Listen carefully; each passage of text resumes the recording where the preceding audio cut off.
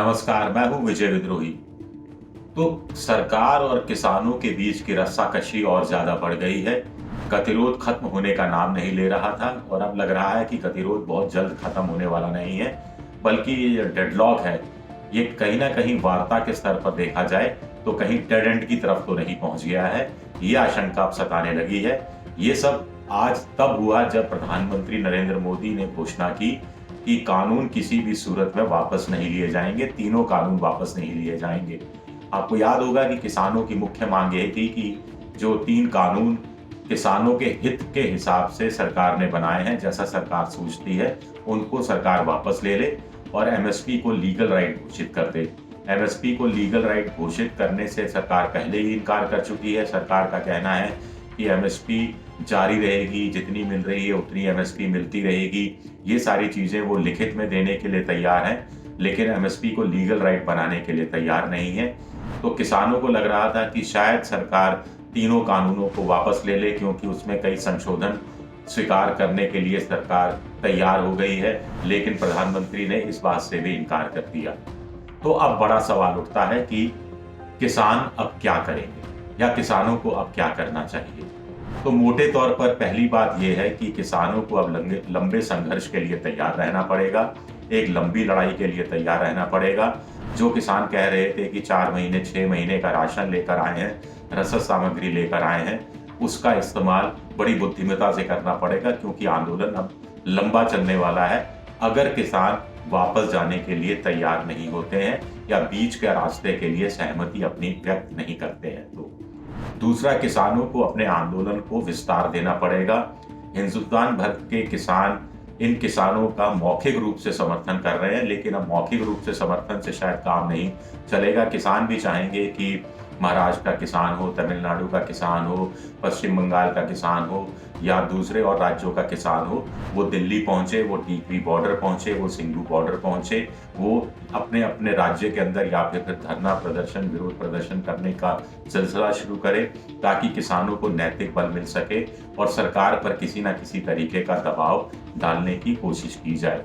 आखिर किसानों को ये नहीं भूलना चाहिए कि 2014 में जब मोदी सरकार सत्ता में आई थी, तो कांग्रेस द्वारा पारित भूमि अधिग्रहण कानून को बदलने की बात इसी मोदी सरकार ने की थी और यही मोदी सरकार अपना नया अध्यादेश लेकर आई थी। 3 बार अध्यादेश लेकर आई, लेकिन अंततः उनको अपना नया कानून वापस लेना पड़ा और यूपीए सरकार के कानून को ही बहाल करना पड़ा। तो ऐसी स्थिति अब दोबारा भी आ सकती है, लेकिन इसके लिए किसानों को एकजुट होना पड़ेगा, आपस में एकता बनाकर रखनी पड़ेगी और अपने आंदोलन को लंबा व्यापक स्वरूप देना पड़ेगा। और देश विदेश से समर्थन मौखिक रूप से ही नहीं काम चलेगा, बल्कि दूसरे रूप से भी समर्थन मिले, इस बात की कोशिश करनी पड़ेगी। दूसरा, किसानों के पास अब एक उम्मीद का रास्ता सुप्रीम कोर्ट पड़ा है। सुप्रीम कोर्ट कह ही चुकी है कि कमेटी वो बनाने के लिए तैयार है। केंद्र सरकार इस पर सिद्धांततः सहमति दे चुकी है कि एक समिति बने जिसमें किसानों के प्रतिनिधि हों, जिसमें केंद्र सरकार के प्रतिनिधि हों, जिसमें कृषि के जानकार हों, कुछ पी साइना जैसे पत्रकार हों। अब किसान ये उम्मीद कर सकते हैं कि वो समिति जब बैठे और वो समिति जब तीनों कानूनों के संशोधन या उसमें और जो कमियां हैं, खामियां हैं, उस पर पुनर्विचार करे, तो वो समिति इस राय पर पहुंचे कि क्यों ना एक नया कानून बनाया जाए और इस कानून पर अमल नए कानून बनने तक रोक दिया जाए। इस पर किसान कुछ उम्मीद लगाकर बैठ सकते हैं। तीसरी बात यह है कि किसानों को अब कोई ऐसा कदम नहीं उठाना है जिससे हिंसा बढ़ के, जिससे आम नागरिक परेशान हो, जिससे सरकार को मौका मिले सुप्रीम कोर्ट में जाकर ये कहने का कि देखिए आम आदमी परेशान हो रहा है, हिंसा हो रही है, दूध की आवाजाही या सब्जियों की आवाजाही बंद हो गई है, रुक गई है, आम उपभोक्ता को परेशानी हो रही है, या किसी तरह की टायर जलाना, कोई गाड़ियां जला देना, या जैसे अभी जियो के टावर की बिजली काटी जा रही है, उन सब चीज़ों से भी मुझे लगता है कि किसानों को परहेज रखना पड़ेगा थोड़े समय के लिए और शांतिपूर्वक ढंग से अपने धरने को जारी रखना पड़ेगा। तभी शायद किसान सरकार पर भी दबाव डालने में कामयाब हो सकते हैं, आम जनता की सहानुभूति लेने के लिए भी कामयाब हो सकते हैं। और सरकार छवि से बहुत डरती है। प्रमोद महाजन, बीजेपी के एक बड़े नेता, ने एक बार मुझसे कहा था कि 80% चुनाव तो छवि के आधार पर जीता जाता है। काम तो सिर्फ 20% ही काम आता है। तो ऐसे में सरकार को इस रूप में डराया जाए कि उसकी छवि ऑल इंडिया लेवल पर या दुनिया भर में किसान विरोधी सरकार की बन रही है, तब जाकर हो सकता है सरकार पुनर्विचार करने के लिए तैयार हो। जो बात मोदी जी ने आज कही कि कानून किसी भी सूरत में वापस, तीनों कानून वापस नहीं लिए जाएंगे। अब बड़ा सवाल ये उठता है कि आखिर सरकार तीनों कानूनों को वापस क्यों नहीं लेना चाहती। जब भूमि अधिग्रहण बिल को जो सख्त बिल बनाया था यूपीए सरकार के मुकाबले एनडीए सरकार ने, मोदी सरकार ने, उसको यही मोदी सरकार वापस ले सकती है। तो तीनों कानूनों को वापस लेकर संशोधनों के साथ, नए संशोधनों के साथ दोबारा से संसद में रख सकती है, दोबारा से सेलेक्ट कमेटी के पास भेज सकती है और इससे किसान भी खुश हो जाएंगे। तीनों कानून नए रूप में सामने आ जाएंगे। कानूनों में थोड़ा बहुत बदलाव वैसे ही करना है तो क्यों ना सरकार किसानों की बात मान ले कि चलो तब तक के लिए कानून वापस लेते हैं, फिर संशोधित रूप में नया कानून सामने आ जाएगा। किसान भी खुश, सरकार भी खुश, जनता भी खुश, आम उपभोक्ता भी खुश। लेकिन मुझे लगता है कि सरकार को लगता है कि इतने भारी बहुमत के बावजूद भी अगर आर्थिक सुधार अब नहीं हुए तो कब होंगे। दूसरा, सरकार को लगता है कि जैसा कि कृषि मंत्री ने कहा था कि जब भी नए आर्थिक सुधार होते हैं तो लोग पहले हंसते हैं, फिर प्रोटेस्ट करते हैं और फिर आखिरी में मान जाते हैं।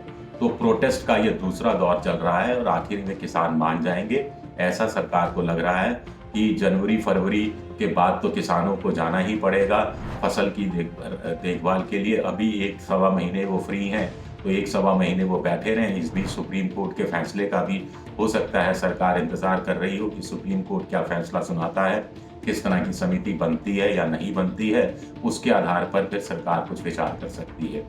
एक सरकार को लगता है कि सरकार नैतिक रूप से कमजोर साबित हो जाएगी अगर वो इन तीनों बिलों को वापस ले लेती है। सरकार का एक इकबाल होता है, सरकार को लगता है कि उनका इकबाल जाता रहेगा अगर वो किसानों की बात मान जाते हैं। सरकार को लगता है कि अगर वो किसानों की बात मान ली उन्होंने और तीनों बिल वापस ले लिए तो फिर आगे जाकर कोई कड़ा फैसला या कोई बड़ा फैसला आर्थिक सुधार की दिशा में सरकार नहीं कर पाएगी। तो ये कुछ वजह मुझे लगता है कि सरकार के सामने है और सबसे बड़ी वजह यह है कि सरकार को लगता है कि वो तीनों कानून किसानों के पक्ष में है। जब एक बार तीनों कानून अमल में आना शुरू होंगे और फिर जब केस आएंगे और किसानों को पता लगेगा कि अनुबंध की खेती से उनको फायदा हो रहा है, किसानों को पता लगेगा कि उनकी जमीन कहीं जा नहीं रही है, किसानों को पता लगेगा कि एमएसपी पर खरीद बंद नहीं हुई है, किसानों को पता लगेगा कि मंडी से बाहर भी उनको बेचने का, अपनी फसल बेचने का एक विकल्प और मिल गया है जिसमें उनको ज्यादा फायदा हो रहा है, तो धीरे धीरे किसान मान जाएंगे। सरकार को ये भी कहीं ना कहीं लगता है कि बीच के आड़तिए या बिचौलिए हैं वो धीरे धीरे खत्म हो जाएंगे या उनकी भूमिका सीमित हो जाएगी, तो इससे अंततः किसानों को ही फायदा होगा और किसान फिर अपनी गलती मान लेंगे कि तीनों कानूनों को वो वापस लेने की मांग करके कुछ गलत काम कर रहे थे या कुछ गलत मांग उठा रहे थे। माफ कीजिएगा अगर मैं इन शब्दों का इस्तेमाल करूं। लेकिन गेंद अब फिर सरकार ने किसानों के पाले में डाल दी है। अगले कुछ दिनों में अगर गतिरोध नहीं टूटा, अगर बीच बचाव करने के लिए कुछ लोग सामने नहीं आए और अगर बातचीत की टेबल पर यह मसला नहीं गया तो यकीन मानिए फिर यह मसला लंबा खिंचने वाला है। किसान भी, पंजाब का किसान है, आसानी से हार मानने वाला नहीं है। मरजीवड़े होते हैं पंजाब के लोग। वहाँ के लोग कहते हैं कि साहब मुगलों के खिलाफ हम इतने समय तक लड़े, अंग्रेजों के खिलाफ हम इतने समय लड़े। सोशल मीडिया पर भी चलता है कि अंग्रेजों ने जितने लोगों को फांसी दी उसमें ज्यादातर पंजाब के ही लोग थे। तो फिर किसानों को जब लगता है कि उनके जीवन मरण का सवाल है, उनके बच्चों के भविष्य का सवाल है, उनके मन में इतने डर हैं, इतनी आशंकाएं हैं, इतनी नाउमीदी है, इतना कुछ उमड़ घुमड़ रहा है और बिल की पोजीशन, बिल के जो कानून के अलग अलग प्रावधान है उनकी स्थिति साफ नहीं है, तो ऐसे में बिना लड़े, बिना सरकार से कुछ हासिल किए हुए तीनों कानूनों को बिना वापस लिए बगैर अगर वो वापस अपने गांव चले गए तो फिर कभी सामने नहीं आ पाएंगे।